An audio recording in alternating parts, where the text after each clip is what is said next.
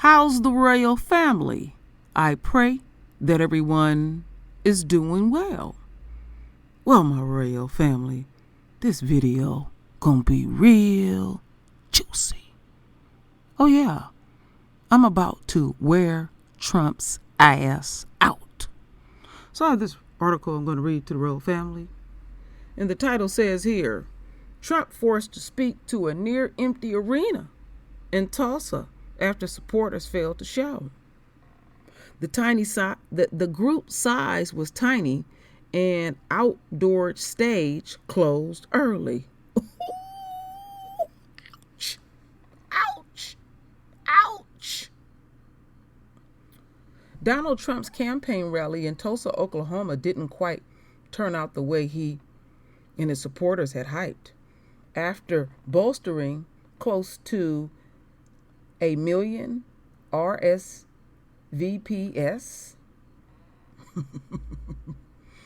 in a building mass outdoor stage to accommodate overflow, very few people actually showed up for the event.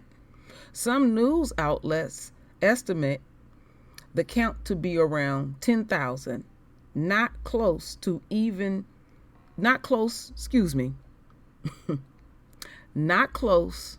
enough to fill up even the indoor arena. Trump and Vice President Mike Pence reportedly canceled their scheduled speeches to the overflow crowd after supporters failed to materialize. An outdoor stage had been set up to accommodate the thousands who would otherwise not be able to fit inside the 19,000-seat BOK Center, where the president put on his first rally since March. The Trump campaign said they had 1 million requests for tickets. However, they were texting. There's still space to support just minutes before the rally was supposed to take place.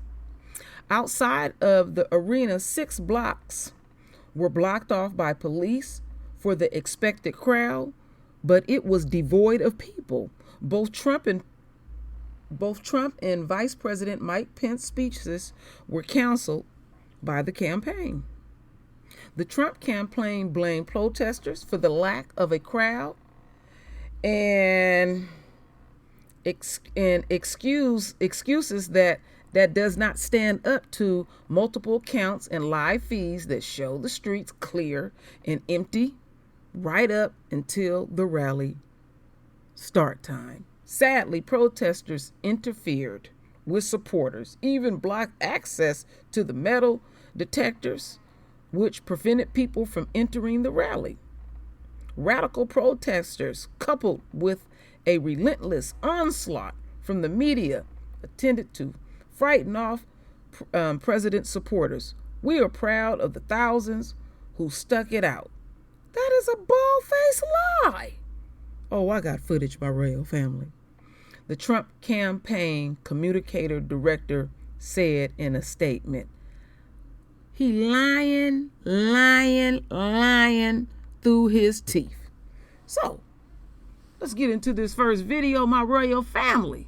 Let's see what's really going on.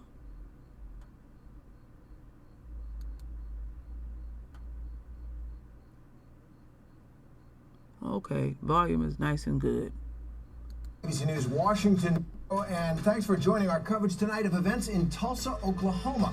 President Trump is holding his first big political rally since March 2nd at that packed arena, the BOK Center, the Bank of Oklahoma Center in downtown Tulsa. Thousands of people there, not keeping social distance in this time of pandemic, most of them, and it will test both the president's political strength and how seriously people are taking the pandemic there in the Trump camp. President Trump has been eager to get on the road back to these rallies. These are the heart of the Trump movement. They are the fuel of the fire of President Trump's campaign, and he's looking to jumpstart this campaign. Polls have shown him taking a dip against Joe Biden, and so he's in Tulsa, Oklahoma. This is also significant because this was originally scheduled for yesterday, June 19th, the celebration, the commemoration of the final word of the Emancipation Proclamation reaching the last enslaved people who had not heard it in Galveston, Texas, and it was seen as something of an affront to that day, and so President Trump moved the event. Nevertheless, there have been protests, and the city of Tulsa has been described as on edge. I want to go out to the streets right now. Our Marcus Moore is there, and Marcus, you've been there now for a couple of days. This is a contentious subject matter for a lot of people in Tulsa, that the president has come to rally at this time in this place. What's it like there? Well, Terry, I don't have to tell you. I mean, you know, it's in a highly emotional mood here for everybody. People who live here in Tulsa, the people who have traveled hundreds of miles to attend this rally. And that's what we have seen here in the streets. And we're at one of the entrances to the BOK Center where people lined up for days to be among the first to get in. And there are still people lined up, but they haven't been allowed to go past this gate. The police have closed that off as this rally is set to get underway shortly. But if I can, Terry, I want you to take a look at some video from earlier today, and you'll get a sense of how many protesters showed up here and what the mood was like here in downtown Tulsa as police had a line set up, a buffer between the entrance to the arena and the scores of protesters who gathered here, many of them chanting Black Lives Matter and confronting a number of the Trump supporters who were trying to go through the crowd to get to the arena. Only one protester we know of has been arrested. That was a Black Lives Matter protester who was near the arena. She was taken into custody, and so far, Terry, things have remained calm, but the fear, not only among law enforcement, but some residents here in Tulsa, is that may not stay that way through the night. There was real concern, is real concern, as you report, Marcus. Thanks very much for that, Marcus Moore in Tulsa for us. He mentioned the people who have come from all over that part of the country, some of them waiting for days through the thunderstorms, the summer thunderstorms that rake Oklahoma this time of year, willing, as so many Trump supporters have been over the years, to wait in line to see the man that embodies their political hopes, their hopes for the country. Trumpism is a movement like few others we have seen. And I want to go to our Rachel Scott, who has reported on it really from the get-go. Rachel, you and I have been to these rallies. It's great to see you there. How is this one different? What do you expect tonight, Rachel?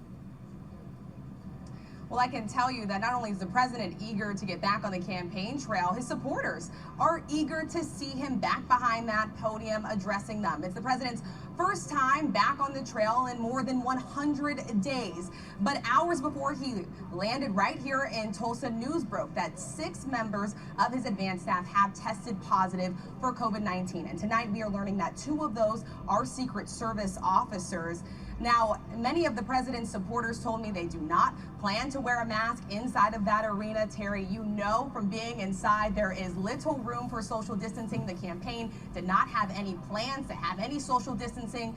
But before these attendees went inside of that arena, they were doing so at their own risk. They had to sign a waiver agreeing not to sue the campaign if they did get sick. Temperature checks and hand sanitizer were on deck. Masks were passed out. But again, it was totally optional whether or not to wear them. The president himself said he does not plan to wear one. And another speed bump here tonight, the overflow crowd. The campaign was bracing for thousands of supporters to be out filling the streets right in front of this arena. Well, tonight it is empty, and the campaign is confirming that the president will no longer address the overflow crowd as originally planned outside of this arena. Campaign staff have already started breaking it down, Terry. All right, I see that empty place where they thought the overflow crowd would be, and the president was to speak there. That's not happening. Rachel, thank you for that rundown. You can hear from Rachel's report that the Trump campaign has taken precautions. They are advising people to wear masks. They're handing out the masks, as Rachel said, and temperature checks and all that. But when you look at that arena, you don't see much in the way of social distancing there. You know, crowds and power are linked in history, and there is something about being, anybody who's been to a political rally with a lot of emotion in it, it generates something special. And President Trump, as I say, he has created this movement where these crowds are crucial to it. And I want to go to Matt Dowd, ABC News, a political consultant on that. And Matt, as a veteran of campaigns, that is something special about the Trump campaign. This rally at this time, what do you see that the president is in Tulsa, Oklahoma tonight, in the middle of this pandemic, going for it. Well, you know, we're less than 150 days before Election Day, and the president, ever since inauguration in 2017, has really never stopped campaigning. He's always sort of done these regularized rallies, though this is the longest period of time he's not had one. I find it really odd that they chose as their sort of kickoff fall effort to go to Tulsa, Oklahoma. Tulsa, Oklahoma is a deep red state, one of the most reliably red states. I remember when I worked for George W. Bush in the re-election campaign, there is no way we would have ever gone to a state that we knew we were going to carry. He carried it by 36 points. The last Democrat to win Oklahoma was LBJ, who won it when he won a landslide across the nation. It has been Republican since 1952. Usually what you want to do at this point in time with only this much time left is go to a swing state like Ohio, like Wisconsin, like Michigan, like North Carolina, or go to a state that was Democratic and say you're going to turn it. And so I know their strategy, which they've enunciated, is a base motivation strategy more than persuasion strategy, which you usually have to do both in order to win an election like this. But usually what you do is you do base motivation in a swing state. So you go to Michigan and you go to Grand Rapids, which is normally reliably Republican, to try to turn people out. I think what this is more about, instead of about managing the campaign and managing the electoral map, it's much more about managing the president and managing where he is emotionally. He gets as much out of these rallies as the crowd does. He feeds off them. He does much better in his own self personally when he's in front of a lot of adoring people screaming his name and saying 4 more years than most other politicians that I've watched seem to get. But it is an odd strategy for a lot of reasons, and I know you're going to talk about race and what happened in Tulsa, but it's an odd strategy just apart from that, why you would go to a deep red state with only less than 150 days left in the campaign when you need to carry swing states. You know, I want to pick up on that because we haven't mentioned that. There's something special about Tulsa in American history, something horrifying and special. The worst race massacre in American history occurred there in 1921. And really, only recently have a lot of Americans come to understand this. That is one of the reasons that this is such a sensitive nerve for, at this moment, when the uprising in streets and cities and towns across the country in the wake of the killing of George Floyd, and the notion that it is finally time for the country to recognize and affirm the simple moral fact that Black Lives Matter, for the president to be going here was seen as something that might be touch off some controversy at the very least, if not conflict. But then it's in the middle of the pandemic, and let's go to Dr. Simone Wild. She's an ABC News medical consultant and infectious disease doctor. You know, Dr. Wild, if you have taken a look at these pictures at all, I'll tell you what they are. I mean, it's basically a Trump rally. And as an infectious disease doctor, look, as I say, they have tried to take precautions, encourage people to wear masks, taken temperature checks. From a medical standpoint, is this a good thing, what you're looking at?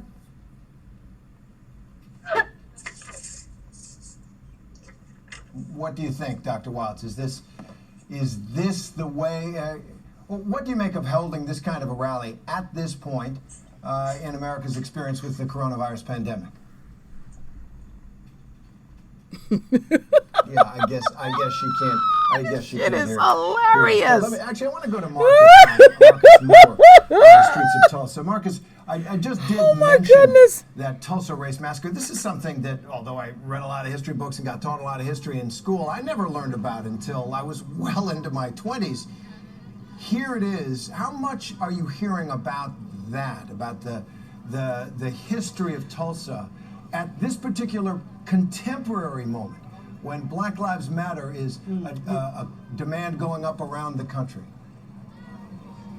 Well, Terry, when you go to the Greenwood neighborhood, formerly known as Black Wall Street, you hear a lot about that massacre. I can tell you, I grew up in Texas and neighboring Texas. I don't ever remember hearing about that in school, much less Juneteenth. That was something I remember learning about after I was in school. So certainly, if you're outside of this region, for the most part, you may know very little about this massacre. But that has changed, obviously. And when we went to the Greenwood district today of Tulsa, which is less than a mile from where we're standing right now, you really feel the emotions there. one young lady told me that it is sacred ground, and they still feel like that moment in our history has not gotten the attention and the respect it deserves. And it's one of the reasons, Terry, that when we were there today, residents actually covered the monuments that commemorate that 1921 massacre. They covered them with tarps. And they also covered a mural on a nearby bridge that says Black Wall Street. They covered that because they heard that Vice President Pence might be touring the area, and they didn't want him or anyone from the Trump administration to see it because they felt like it would be a photo op. That's how emotional it is. That is very interesting, Marcus. The history, 1921, alive today. But here's the President of the United States now entering the BOK Arena in Tulsa, Oklahoma. More tough talk from President Trump about the Black Lives Matter protests and that zone in. Let's shut that down, my royal family. Let me shut that down. Rally of this kind. Let me shut it all the way 2nd, down. And in this time of pandemic, he really hasn't talked about. So I purposely, my royal family, wanted to show that because, you know, they had to remain professional, but they were mocking him in their own way. They were mocking Trump in his own way. And it was quite scarce there. I know many have seen it and some haven't seen it because some folks is turned off with watching TV. So as we continue on, my royal family, before I really rip Trump's ass, let's go on to this next video. Let's take it a step further. The campaign has said that President Trump and Vice President Pence both will not speak outdoors as they had originally planned. Both had planned to give remarks. The vice presidents were supposed to be about 20 minutes, 30 minutes ago. The vice president instead went straight into the indoor part of the arena. The president will not come outside as he originally planned, and that's because, as you can see, there is almost no one here. The outdoor part of this event has been completely emptied out. There were perhaps a few dozen people earlier in the afternoon when they had some surrogates speaking on the stage. Those folks are all gone now. And it seems that the estimates that the campaign had originally put forward, they thought they could see up to 40,000 people in this outdoor portion of the rally. It hasn't even nearly come to pass. And so the question now is what's going to happen inside?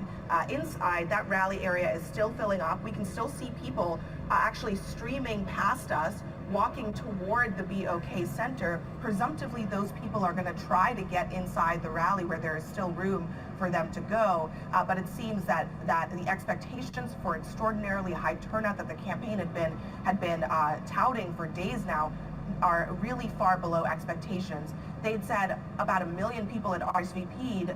Of course, RSVPs are not actual tickets. They are also not, people in seats. And it seems that more people than they anticipated perhaps are in fact concerned about being in such a large, crowded environment during the midst of this pandemic, Anna. And for good reason. As we've been reporting, even 6 members of Trump's campaign staff working on tonight's rally have tested positive for coronavirus. What more have you learned on that front, Abby? Yeah, this is something that we learned just today, and it's not clear when exactly those staffers tested positive. But these are people who would have been here in Tulsa in the days leading up to this event, trying to set up and arrange the logistics around an event like this. And 6 of them have now tested positive for the coronavirus. The campaign says they will not be attending the event and that anybody who has had contact with them will not be attending the event. But it has really put a cloud over this entire event. Lots of questions now about how effectively they've been able to contact trace these individuals to make sure they know who they've been in contact with. And then beyond that, what do we not know about who in this crowd who's attending this event, the thousands and thousands of people who are here who might also be positive for the coronavirus and may not even know it. We, as we were coming in, experienced the same kind of screening that regular attendees would have experienced. They took our temperatures as we walked in. There were people offering masks, offering hand sanitizer, but I will note, Anna, the offer of a mask was also optional, in addition to the fact that it is optional to wear a mask indoors in that arena. Okay, Abby Phillip, and we just got some news into CNN that the Trump campaign just sent out a text saying, quote, let me read this to you. The Great American Comeback celebrations almost here. Doors are open at the BOK Center. President Trump can't wait. There's still space. So they are encouraging people to come on down. This shit is funny to me. Oh, boy. Let's get back to reality. So, I got one more video of my royal family. But before we get there, they literally, my royal family was literally begging people to come. And, you know, Fox, they made sure, and some of the other media outlets made sure they kept them tight ass shots because they did not want to show how empty the place truly was. I mean, even, well, you know, they stagehands, they was like, shit, we can wrap this shit up real quick while he in there lying. We'll just, you know, start putting shit away. But what I was thinking about my royal family was that we are in the retrograde phase, and we are in the heart of retrograde. And it's, you know, it's not a good time to put on big events, and it's not a good time to do long distance traveling because you're working against the universe. And Trump has made a complete fool out of himself, and they gonna mock his ass. Oh yeah, they doing it as I speak. So, you know, Trump, you know, he butt ass hurt. I wonder, did Pence leave? They thought, they were so sure of themselves that they was going to go outside and talk to the overflow and all of that. And that shit was empty. As we continue on my royal family. Let's get a little bit more. Just a little taste. Dana, it's really not been the day that Trump hoped for. So sources have told us that Trump spent most of the day upset with tonight's event being overshadowed by news that 6 of his campaign staffers working on this rally tested positive for coronavirus. You spoke to sources that said that he was kind of upset over the issue with Attorney General William Barr firing the U.S. Attorney for the Southern District of New York. Hard to call this a transition to greatness. Right. And also, just on that note, I mean, if you just kind of go back in time to earlier today, before the rally, which he was still hoping at the time, you know, this morning and into the early afternoon, would be the arena full outside overflow situation that they had predicted inside the campaign. But even before that, we were in a situation that until the pandemic, we, and especially someone like you, Boris, who covers the White House every day, has seen so many times, which is the president was embroiled in a crisis of his own making. And that is the really shocking, and we can't let this go, really shocking move that the administration made, that the Attorney General / President made, to fire the Attorney General, to fire the U.S. Attorney who is in one of the most prominent districts, the Southern District of New York, but most importantly has been investigating the president's allies and has been in the, you know, had a lot of tension with the administration and the president in particular because of that. It is his prerogative, and that is why I'm told that he was saying to allies that he didn't understand why he was getting such bad press for it.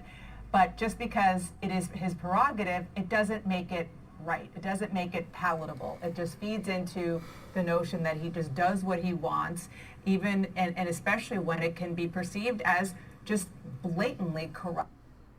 Yeah, and she's absolutely right about that. With him always doing what he wants, you know, he has tons of people that are legal experts that are there to advise him, but Trump is in his own reality. And, you know, he's a person that has illusions of grandeur. You know, like you see overseas, you'll see some of these folks They'll have all their military out, like over in Korea. Remember when he wanted to do that stuff last 4th of July, and he wants to have everything big. We remember during the inauguration, it was folks barely turning out.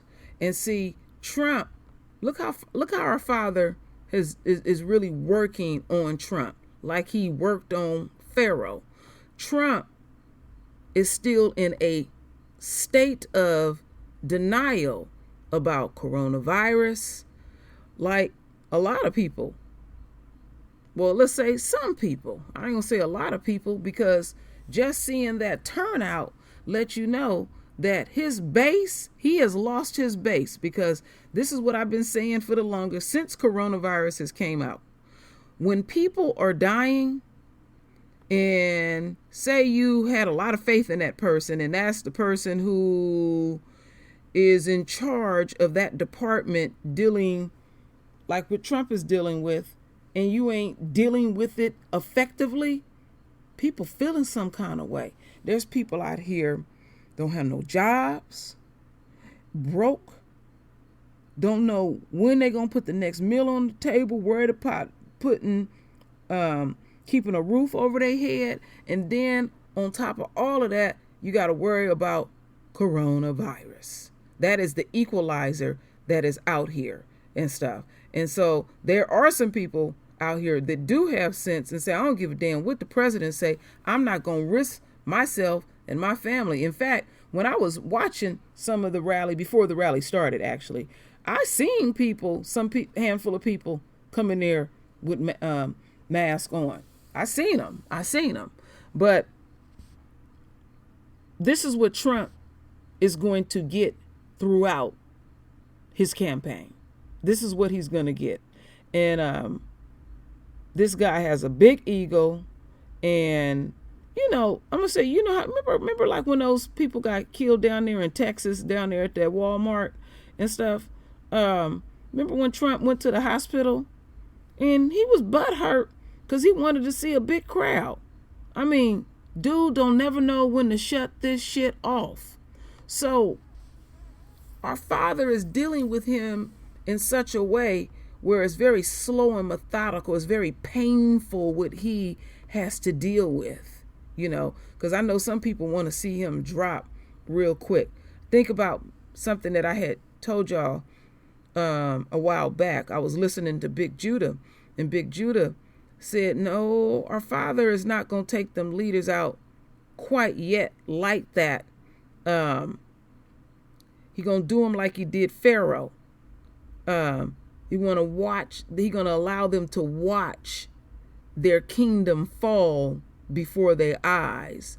We're going to see them lose favor and grace with their own people, because coronavirus is that very thing that will shut down many voices. So Trump is being mocked.